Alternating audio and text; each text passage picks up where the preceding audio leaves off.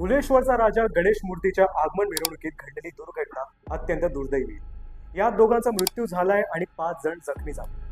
अवघ्या 50 पावलांच्या अंतरावर असणाऱ्या मंडपात पोहोचण्यापूर्वीच ही मूर्ती कशी काय कोसळली? चला यामागचं फिजिक्स समजूया. गुरुत्व मध्य म्हणजेच सेंटर ऑफ ग्रॅव्हिटी. 22 फूट उंच मूर्तीचा गुरुत्व मध्य खूप उंचावर असतो. जेव्हा मूर्तीचा गुरुत्व मध्य उंचावर असतो तेव्हा तिची स्थिरता कमी होते. वेल्डिंग तुटल्यामुळे हा गुरुत्व मध्य अचानक पुढे सरकतो. मूर्ती स्थिर राहण्यासाठी तिच्या गुरुत्व मध्याची उभी रेषा तिच्या पायाच्या आत असणं आवश्यक असतं.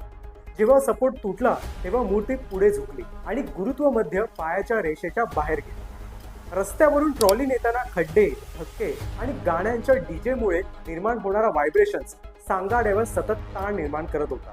जर वेल्डिंग कमकुवत असेल तर यामुळे मेटल फेटिक निर्माण होऊन सांधा निखळू शकतो. तर हे होते मूर्ती पडण्यामागचे वैज्ञानिक कारण. तुम्हाला अजूनही वाटत असेल की गणपती बाप्पाला किंवा मंडळाला कोणाची नजर लागली तर कमेंट बॉक्समध्ये नक्की व्यक्त व्हा आणि अशाच इन्फॉर्मेटिव्ह व्हिडिओसाठी आपल्या चॅनलला आजच फॉलो करा.